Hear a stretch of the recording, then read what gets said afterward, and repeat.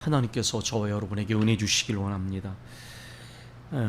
끊임없는 연구와 경륜에서 나오는 탁월한 통찰력과 식견을 가지고 계시기 때문에 제가 존경하는 선배 목사님께서 종종 이런 말씀을 하셨습니다.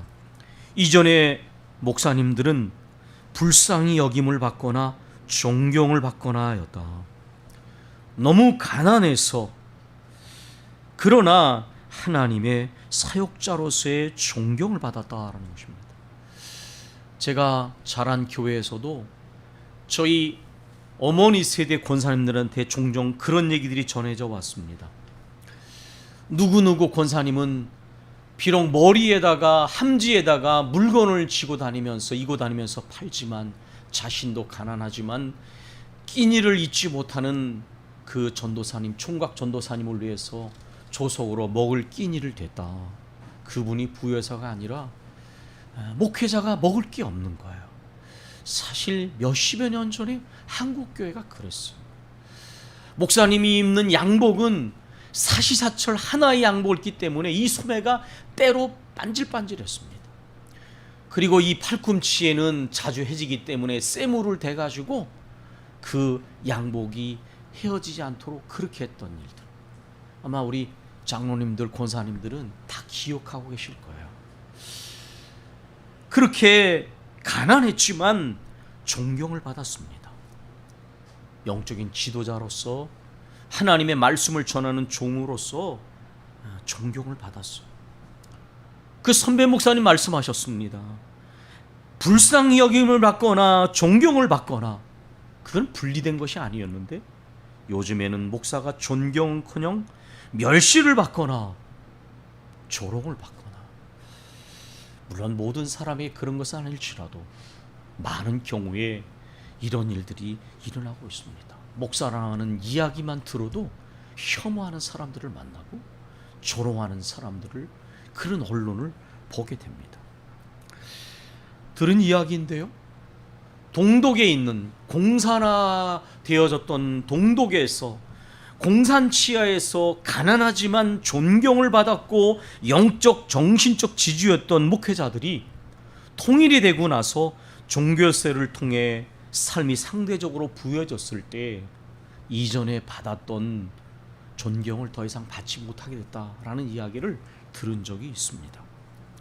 물론 가난이나 부는 상대적 개념입니다. 그렇기 때문에 어느 정도 사회가 물질적으로 발전하면 목회자의 삶도 발전하게 되죠. 경제적으로도 그렇고. 그러나 문제가 되는 것은 무언가 사역자의 정신 자세와 삶의 태도가 이전과 같지 않다는 것을 말하고 있는 것입니다. 변질되어지는 측면이 있다는 것을 이 목사님은 말씀한 것입니다. 실제로 여전히 가난한 교회들이 많이 있습니다. 목회자들 중에는 매월마다 생활비는커녕 교회 임대료를 걱정하면서 사모님이 공장에 나가서 일을 해서 교회 세를 감당하는 교회들도 많이 있습니다. 신종 코로나 상황에서는 교회의 존립을 걱정하는 교회들도 많이 있습니다. 그러나 그럼에도 불구하고 전반적으로 보면 교회가 너무 부유해져서 스스로 가진 것으로 일하라고 하는 것이 오늘날 한국교회의 경향성입니다. 가진 것을 더욱 늘리려고 관심을 거기에 몰두하는 것이 한국교회의 관심사가 되어진 측면을 부인할 수가 없습니다. 말씀과 간절한 무릎에 무릎을 꿇어 성령의 거룩한 능력 안에 주어지는 그 능력과 지혜로 일하지 않게 된 것이 상당수의 교회의 오늘날의 모습입니다. 신종 코로나 상황이 생기고 나서는 큰 건물을 세기 위해 엄청나게 은행에 빚진 것 때문에 그 이자와 원금을 갚느라고 그러면서 걱정하고 고민하는 교회들이 많이 생겨나고 있습니다. 때로는 교회가 이단 교회 부도가 나서 넘어가기도 합니다. 저는 이 모든 것들이 하나님께서 우리에게 주시는 영적인 깨우침이 있다고 생각합니다.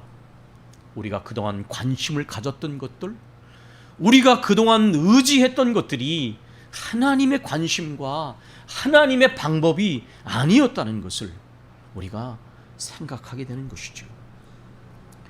저는 이전에 이런 이야기들을 많이 들었습니다. 그리고 제가 아는 분들이 실제로 그랬습니다. 이전에는 사람들이 믿음이 순수했습니다. 그래서 정말 전적으로 헌신하고 아낌없이 드렸습니다. 심지어 어떤 분들은 자신은 정말 넉넉하지 않으면서도 집을 팔아서 하나님의 교회에 드리는 분들이 있었습니다. 여러분 요즘에 그런 얘기 들어보셨습니까? 요즘에는 그런 얘기 거의 전 들어본 적이 없습니다. 그런데 이전에는 이런 일들이 드물지 않았습니다. 자신의 집을 팔아서 교회에 드리는 거예요. 근데 왜 그랬는가? 그만큼 사역자와 교회가 하나님 안에서 순수했어요. 내가 이렇게 이것을 드릴 때에 이것이 무슨 교회를 부자되게 만드는 것이 아니라 하나님의 일을 위해서 드리는 거야. 하나님의 나라를 위해서 드리는 거야. 그렇기 때문에 아깝지 않았어요. 그러나 오늘날은 그런 일은 거의 찾아보기 어려운 일이 되었습니다. 저는 가끔 이런 얘기를 하는 분을 만났습니다. 심지어 사역자가 가난하고 교회가 작으면 복을 받지 못한 것이고 아직도 연단을 덜 받아가지고 그런 것이니 당신 훈련 좀 더 받아야 돼. 그래도 놀라운 것이 그분이 그렇게 나쁜 분이 아니에요. 근데 목사가 가난하면 아직 연단을 덜 받으셔서 좀 훈련 받은 목사한테 그런 말을 합니다. 교회가 작으면 복을 받지 못한 것처럼 말을 해요. 그러나 그런 말을 할 때 과연 하나님 앞에 그게 바른 기준인지는 본인도 돌아봐야 되는데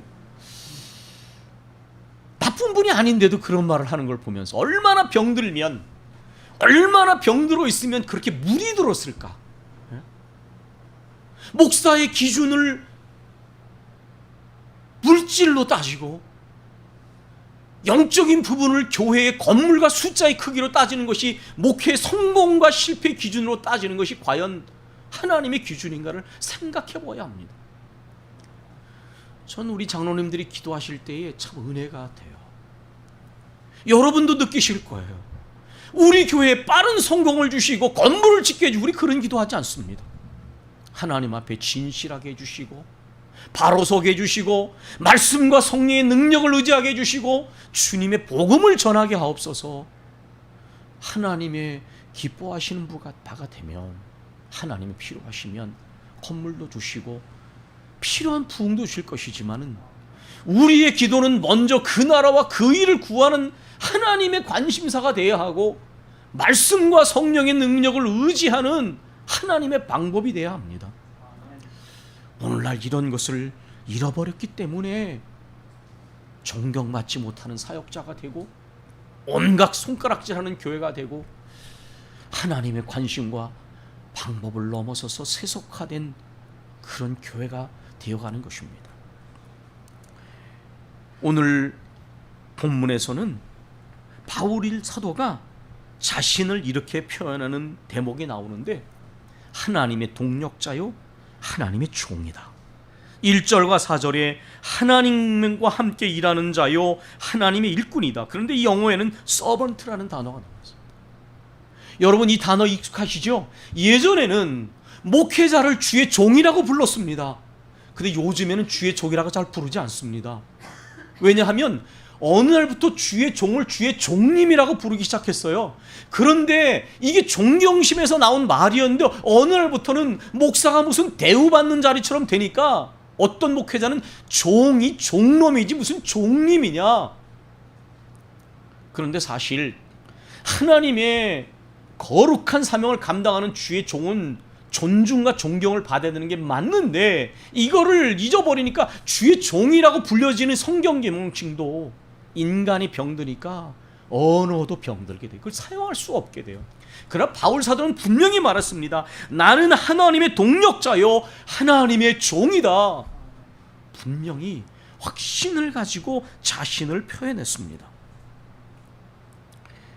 그러면서 고린도 교인들을 향하여 권면합니다. 하나님의 은혜를 헛되이 받지 마시오. 그러면서 이사야 49장 8절을 인용합니다.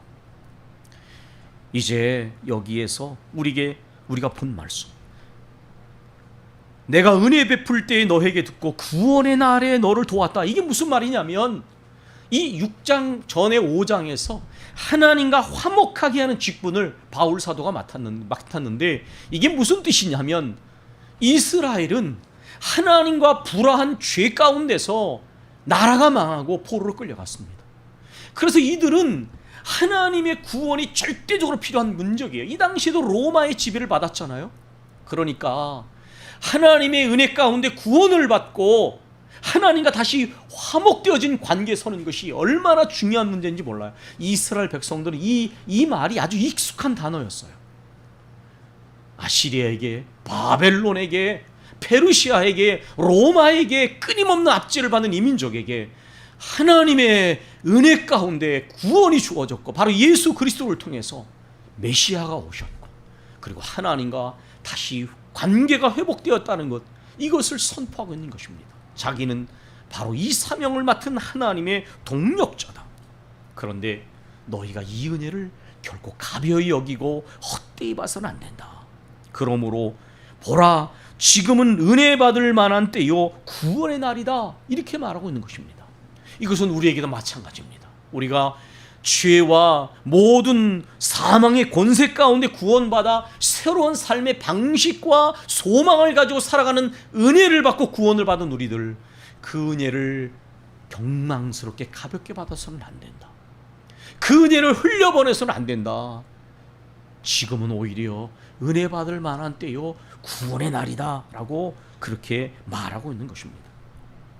여기에 지금 3절에 말하는 대목은 이 바울 사도의 사역자로서의 삶의 자세가 얼마나 일관된가 하는 것을 보여줍니다.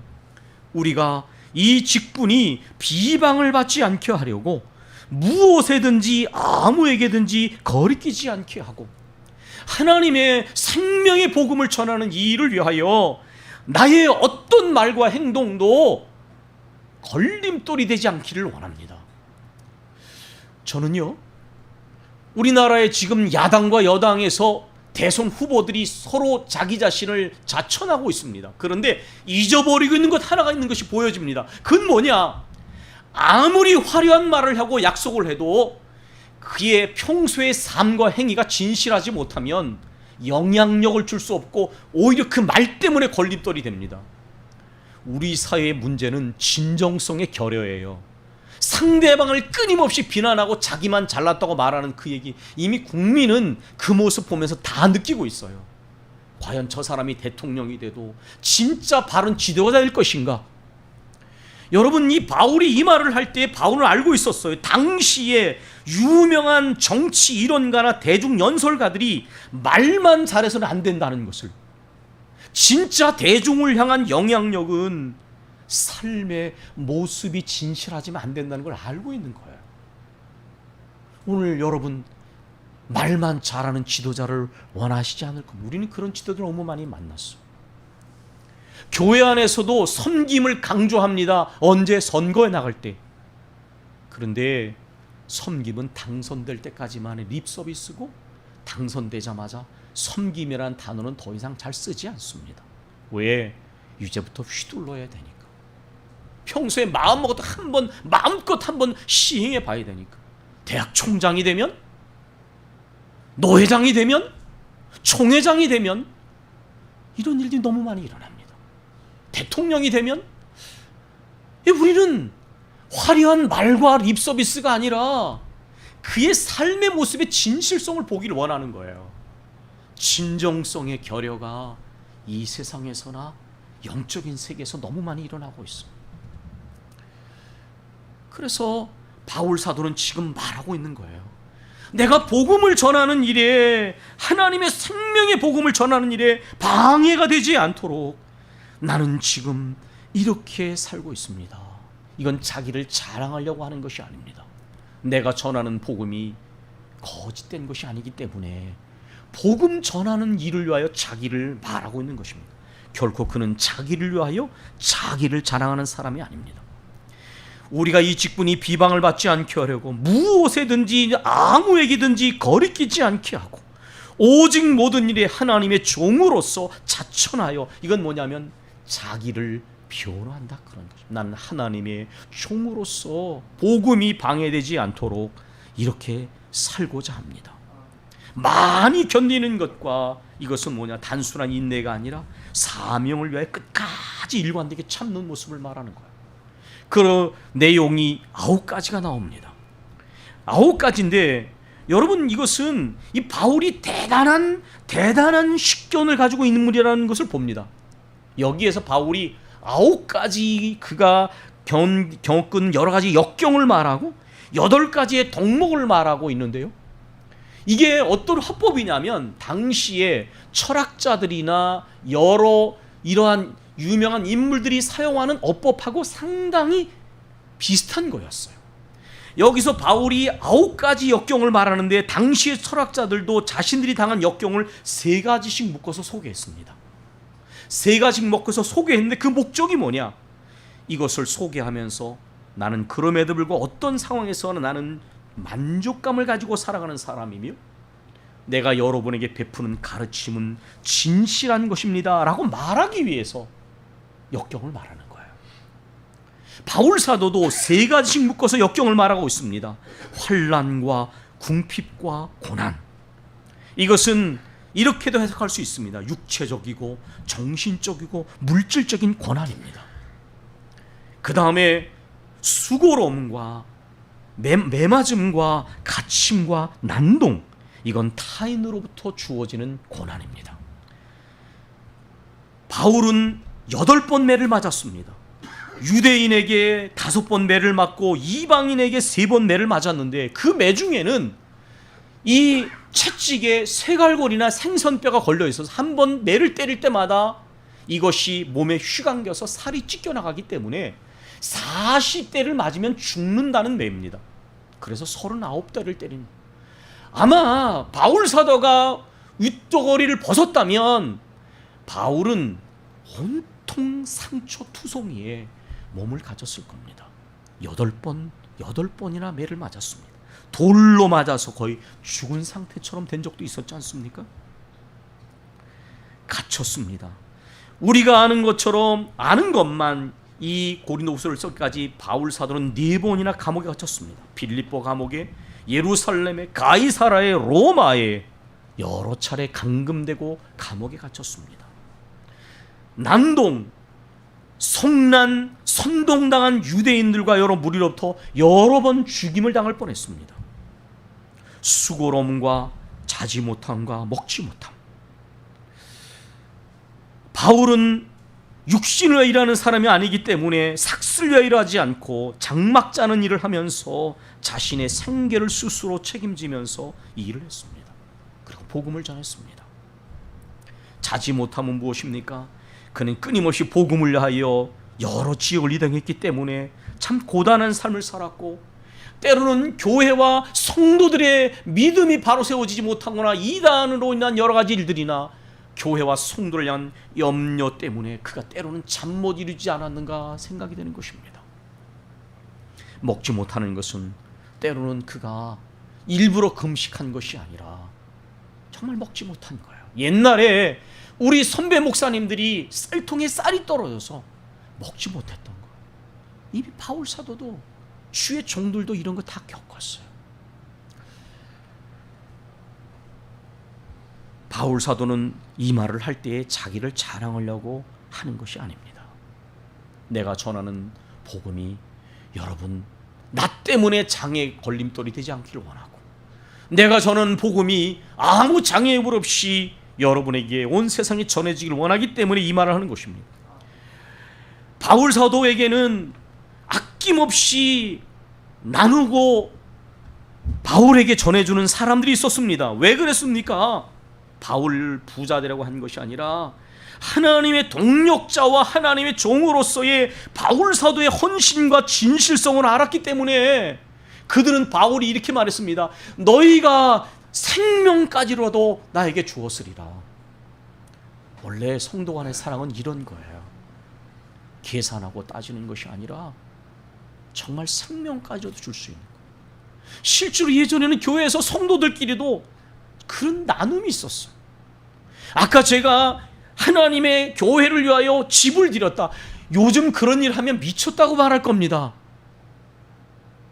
그것은 사람들이 아까워하는 것이 아니라 그렇게 하나님 나라를 위해 순수한 사역자와 교회, 그러한 순수함을 느끼지 못하기 때문에 드려봤자 손해고 헌금 드리려니 차라리 자선단체에 기부하는 게 나아. 이런 일들이 일어나는 거예요. 그러나 여러분, 우리가 공통분모를 느끼지 않습니까? 하나님의 나라를 위하여, 복음을 위하여 순수하게 헌신할 때에 바울 사도 당시나 우리 한국교회 역사 속에 이 공통분모가 있는 거예요. 만약에 순수하고 온전하게 간다면, 주님의 나라를 위하여 간다면 우리가 무엇을 아까워하겠습니까? 우리 주님의 나라와 복음을 위해서 살아가는 사람들인데요. 6절과 7절에 덕목들이 나옵니다. 여러분, 철학자들도 덕목들을 나열했어요. 왜 덕목을 놓였느냐? 내가 입으로만 전해서는 안 되고 삶의 모범으로 보여야 내 자신이 알고 있고 가르치는 것을 내가 스스로 행함을 통해서, 말만 하고 행하지 않는 가짜 선생들이 넘치는 세상에서 이것을 행함으로써도 본을 보려고 했던 거. 우리나라 옛날에 선배가 되는 훈장이나 선비들, 또 우리 선생님들은 정말 그렇게 했잖아요. 내가 가르칠 뿐만 아니라 행하려고 노력을 했어요. 삶이 모범이 되었죠. 그러니까 바울 서다가 이렇게 말할 때요, 이방인들은 굉장히 놀랬을 거예요.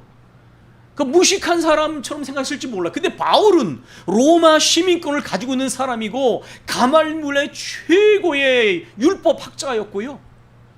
그리고 그는 헬라 철학을 알고 있는 사람이기 때문에 이게 바로 증거예요. 그러니까 이방인들 들을 때 저 사람이 얼마나 대단한 사람인 걸 알고 있는 거예요. 그러니까 뭐든지 우리가 공부하는 것도 우리가 가진 분야도 헛되지 않아요. 주님 안에 사용하면 자기 자랑거리가 아니라 이게 복음을 전하는데 도움이 되는 거예요. 바울 사도는 이게 익숙한 거예요. 당시의 철학자들과 위대한 스승들이 하는 가르침의 형태를 다 알고 있어요. 지금 그렇게 가르치고 있는 것입니다. 그러면서 이제 그리스도 안에서 말합니다. 깨끗함, 이건 두 마음을 품지 않는 것입니다. 지식, 이것은 하나님의 뜻에 민감하게 반응하고 또 그것을 판단하는 통찰력입니다. 오래 참음, 때로는 적대자들이나 모욕이나 비난에 대해서 참는 것입니다. 자비, 친절함과 긍휼히 여기는 마음입니다. 성령의 감화, 성령의 거룩한 감동 안에서 사명을 감당하는 것입니다. 거짓이 없는 진실한 사랑, 진리의 말씀, 자기를 자랑하는 것이 아니라 복음을 전하는 것입니다. 복음을 전할 때 하나님의 능력, 인간의 지혜와 능력과 외적인 규모를 자랑하는 것이 아니라 하나님의 위로부터 되시는 능력을 통하여 말씀을 전하고 복음을 전하는 것입니다. 의의 무기를 좌우의 손에 들고, 여러분, 이것은 당시에 군인은 오른손에는 칼을 들고 왼손엔 방패를 들었습니다. 바울은 이렇게 말하고 있는 것입니다. 내가 하나님 앞에 합당하게 행함으로 이것이 나의 최고의 공격 무기요 나의 방패입니다. 오늘 교회와 그리스도인이 왜 사역자가 무력했는지 아십니까? 가난하기 때문이 아닙니다. 건물이 작기 때문이 아닙니다. 바로 행하지 않으면 무력해지는 것입니다. 사단에게 빌미를 주고 세상으로부터 비난받을 거리를 주는 것입니다. 여러분 생각해 보세요. 내가 하나님 앞에 교만한 겸손함을 잃지 않는 하나님께 바로 서고 있으면 담대한 확신이 있기 때문에 그것이 최고의 공격 무기요 방어의 무기가 됩니다. 그런데 내가 하나님 앞에 꺼림칙한 것이 많으면 무력해져요. 바울 사도는 지금 내가 하나님 안에서 이와 같이 이렇게 깨끗하고 영적인 분별력이 있고 오래 참고 자비함이 있으며 성령의 거룩한 감동과 거짓없는 진실한 사랑과 하나님의 복음을 전하는 일에 몰두하고 하나님의 능력과 지혜 안에서 그 일을 감당하고 있기 때문에 이것이 나의 최고의 공격 무기이며 방어 무기입니다. 이렇게 말하고 있는 것입니다. 8절과 9절의 내용은 이 헬라 로마 사회에서 도덕적인 문제를 다루었던 연사들이 직면한 문제들은, 그건 뭐냐면 양쪽의 이야기를 다 듣는 거예요. 비난도 받고 칭찬도 받는 거예요. 언제나 이런 일이 일어납니다. 항상 칭찬만을 받기를 원하는 사람은 두루뭉실해지고 비겁해지고 타협하게 되잖아요. 때로는 단호함이 있어야 되는데 바울 사도는 이 양면성을 말하고 있는 것인데 지금 이것을 역설이라고 말합니다. 절대로 합쳐질 수 없는 두 가지를 함께 말하면서 당시의 견유학파나 스토아학파 철학자들도 이것을 이런 방식으로 말함으로써 자신들의 가르침이 진실하다는 걸 말했습니다. 우리는 진짜 지혜로운 사람이며 진짜 부유한 사람이라는 것을 변화하기 위해서 이런 역설적 표현을 썼습니다. 여러분 여기 보실까요? 영광과 욕됨으로 그러했으며 악한 이름과 아름다운 이름으로 그러했느니라. 우리는 속이는 자 같으나 참되고 무명한 자 같으나 유명한 자요, 죽은 자 같으나 보라 우리가 살아있고 징계를 받는 자 같으나 죽임을 당하지 아니하며 근심하는 자 같으나 항상 기뻐하고 가난한 자 같으나 많은 사람을 부유하게 하고 아무것도 없는 자 같으나 모든 것을 가진 자로다. 여러분, 영광과 욕됨으로 말미암으며 복음을 받아들일 때 바울은 존경을 받았지만 복음을 거부하는 이들에게는 온갖 모욕을 받았습니다. 그리고 스스로 모욕되는 것처럼 느껴질 수밖에 없었습니다. 악한 이름과 아름다운 이름으로 그러했느니라. 이게 무슨 말입니까? 이것은 비난을 받을 때도 있었지만은 칭찬을 받을 때도 있었다라는 것입니다. 인정을 받는 것입니다. 비난과 칭찬, 이것은 사람들을 도우는 것입니다. 사역자는 항상 칭찬받으려만 해서는 안 됩니다. 저도 때로는 오해를 하고 비난을 받았습니다. 속이는 자 같으나 참되고, 이것은 마치 뭔가를 미혹하는 것처럼 그렇게 매도될 수도 있지만 진리를 전하는 참된 사람이라는 것을 말하고 있는 것입니다. 무명한 자 같으나 유명한 자, 아까 제가 인정이라는 표현을 여기에 적용시키는 것이 더 맞습니다. 이것은 무시당하는 자 같으나 인정받는 자요, 그런 말입니다. 복음을 전하다 보면 무시당할 때가 있습니다. 무명한 자라는 것은 인정받지 못하는 것을 말하는 것입니다. 그러나 바울 사도는 이렇게 말하는 것입니다.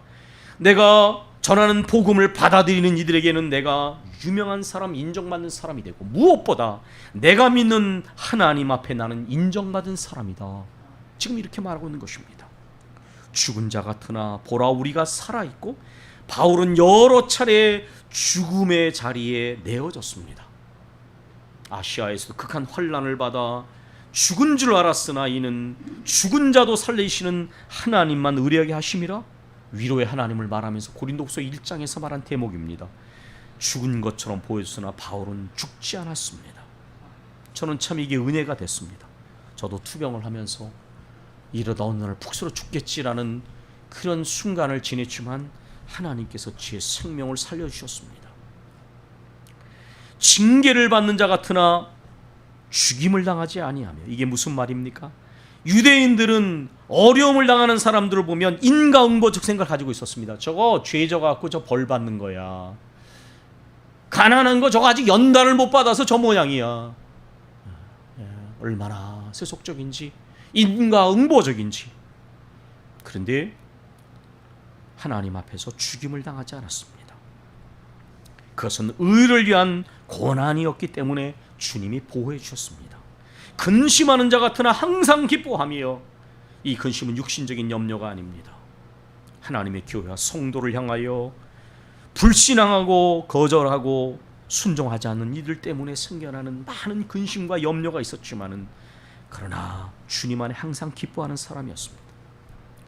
가난한 자 같으나 많은 사람을 부유하게 하고, 아무것도 없는 것처럼 보여지지만은 모든 것을 가진 자로다. 물질적으로는 가난하지만 영적으로는 부유하게 하는 사람이요, 아무것도 가지 않은 세상적으로 보면 거지처럼 보이지만은 그러나 사실 바울 사도 자신은 그랬습니다. 그는 얼마든지 최고의 학부를 나온 사람과 같아서 얼마든지 넉넉한 삶을 살 수 있었지만은 스스로 그 모든 것을 그리스도를 위하여 배설물로 여기고 다 버린 사람이었습니다. 그러므로 그는 아무것도 가진 것이 없고 가난한 사람이었지만 많은 사람을 부욕해 하고 모든 것을 가진 자라고 말했는데, 왜 그랬느냐? 그는 그리스도 안에서 영원한 생명을 얻었고 하나님 나라의 모든 것을 유업으로 받으며 이 영원한 생명과 유업을 전하는 가장 최고의 부자였기 때문입니다. 이 말을 할 때 이방인들, 철학자들은 이 말을 잘 이해했을 겁니다. 왜냐하면 스토아 철학자들이나 이 많은 철학자들은 그렇게 말했다고 합니다. 내가 왜 가장 부유한지 아는가? 내가 바로 신적인 지혜를 가지고 신의 친구가 되었기 때문에, 신은 온 세상의 주인이기 때문에 나는 최고의 부자요. 여러분, 철학자들도 이러한 마음이 있었더라고요. 근데 바울 사도는 그리스도 예수 안에서 이 부유함을 이해한 사람이었어요.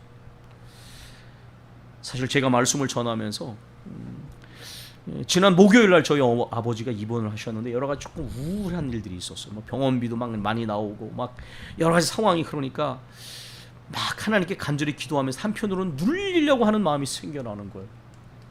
근데 제가 이 말씀을 준비하면서 이 말씀을 계속 드라마 바이블 듣는데 큰 은혜가 됐어요.